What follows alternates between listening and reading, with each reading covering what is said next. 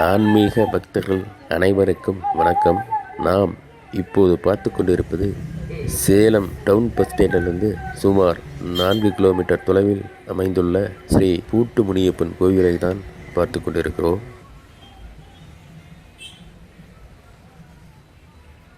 இப்போது வளாகத்தின் உள்ளே நுழைகின்றோம். முனியப்ப கோயில் வளாகத்தைச் சுற்றிலும் பெரிய காம்பவுண்ட் உள்ளது. காம்பவுண்டின் மேலே கம்பி வேலிகள் மேல் வடிவத்தில் பொருத்தப்பட்டுள்ளன. ஒவ்வொரு கம்பியிலும் பல பூட்டுகள் தொங்கிக் கொண்டிருக்கின்றன. இந்த பூட்டுக்கள் சாதாரண பூட்டுக்கள் அல்ல, எல்லாம் பிரச்சனைகளின் வடிவம். பிரச்சனைகள் என்றால் கணவன் மனைவிக்குள்ளே பிரச்சனைகள், மாமியார் மருமகளுக்குள்ளே சண்டை பிரச்சனைகள் மற்றும் கடன் பிரச்சனை, குடிகாரர் திருந்தவில்லையே என்று வீட்டிலுள்ள மனைவியின் பிரச்சனை, இப்படி ஏகப்பட்ட பிரச்சனைகள். ஒவ்வொரு பிரச்சனையும் குடும்ப பிரச்சனைகள். அந்த குடும்ப பிரச்சனைகளை தீர்க்க முடியாமல் குமரிக் கொண்டிருக்கும் பக்தர்கள் தன்னுடைய பிரச்சனைகளை தீர இங்கே பூட்டுகள் வாங்கி வந்து வேண்டுதல் செய்து இந்த கம்பி வேலியை பூட்டிவிட்டு செல்கிறார். அப்படி சென்ற பின்னால் 2 மாதமோ 3 மாதமோ, ஒரு சிலருக்கு 6 மாதம் கூட ஆகலாம். அந்த பிரச்சனை கண்டிப்பாக தீர்ந்து விடுகிறது. அப்படி தீர்ந்துவிட்ட பிரச்சனைக்கு சந்தோஷப்பட்ட பக்தர்கள் இங்கே வந்து அந்த பூட்டின் சாவியை வைத்து திறந்து அந்த பூட்டையும் சாவியையும் இங்கே பூசாரியின் கையிலே கொடுத்துவிட்டு தாங்கள் வேண்டிய நேர்த்திக்கடனை நிறைவேற்றி விட்டு செல்கிறார்கள். பார்த்தீர்களா, ஏகப்பட்ட பூட்டுக்கள். வீட்டை கத்திட ஒரு பூட்டை பூட்டுகின்றோம். அதே போல இந்த பிரச்சனைகள் தீர்ந்திட இங்கே பல்லாயிரக்கணக்கான பூட்டுகள் பூட்டப்பட்டு தனி பிரச்சனையும் தீர்ந்துள்ளது. கோயிலின் உள்ளே இங்கே போர் வீரன் குதிரையை வைத்துக் கொண்டு இங்கே வேட்டைக்கு செல்வது போல் ஒரு சிலை அமைந்துள்ளது. காண கண்கொள்ளா காட்சி. பக்தர்கள் பண்டிகை காலங்களிலோ விசேஷ நாட்களிலோ இங்கே திரளாக வருவார்கள். இன்றைய நாள் நாம் சென்ற நாள் சாதாரண நாட்கள் என்பதால் இங்கே கூட்டம் கம்மியாக உள்ளது. இப்போது பூஜை செய்கிறார் கோயில் பூசாரி.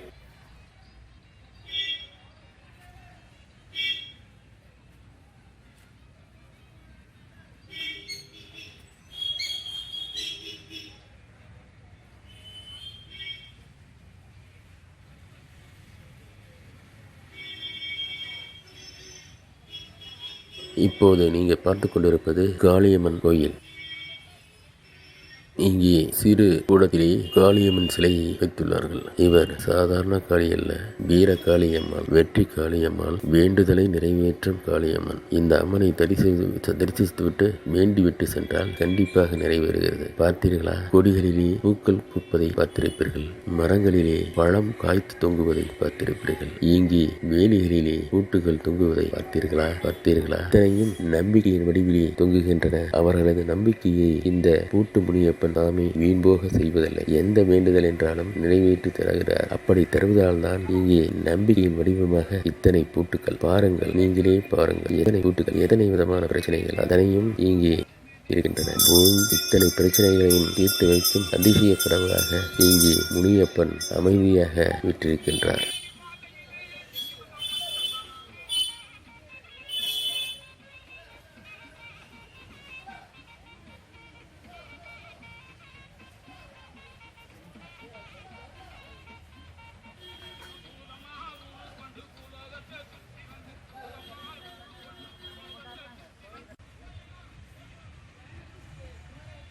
வரும் பக்தர்கள் தனது வேண்டுதலை மனதார வேண்டி பூட்டுக்களை வாங்கி வந்து பூஜை செய்கிறார்கள்.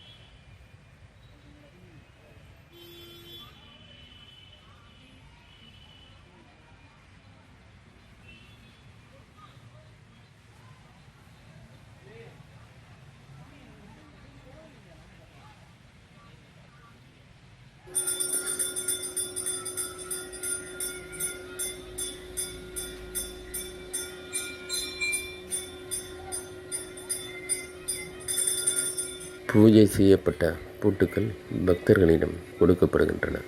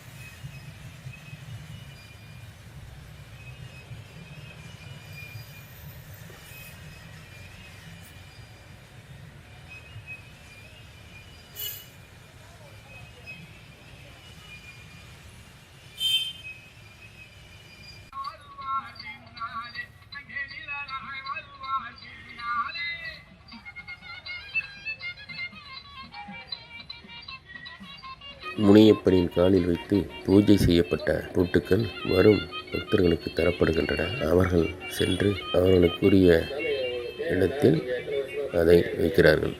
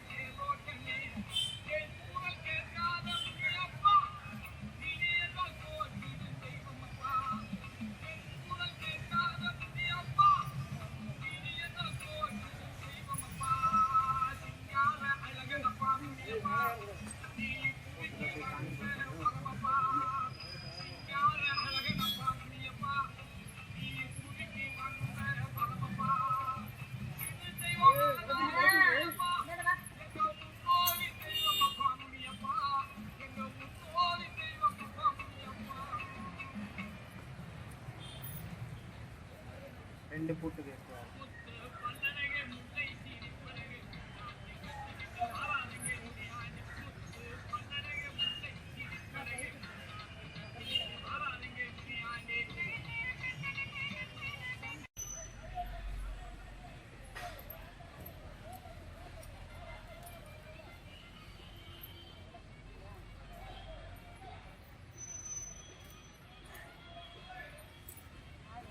சாமி, உங்கள் பேர் என்ன? இங்கே எத்தனை வருஷமாக பூசாரியாக இருக்கிறீங்க?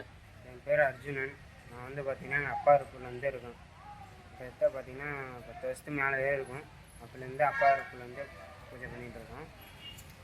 இங்கே இந்த கோயிலோட சிறப்பு வந்து பார்த்திங்கன்னா பூட்டு தான். சரிங்களா?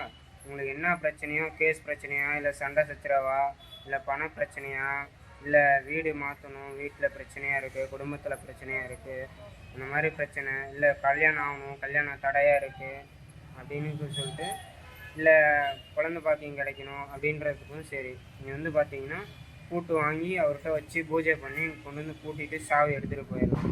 அது வந்து பார்த்தீங்கன்னா 3 மாதத்துக்குள்ளேயோ இல்லை 6 மாதத்துக்குள்ளேயோ இல்லை 1 வருஷத்துக்குள்ளேயோ அவர் முடித்து கொடுத்துருவார்.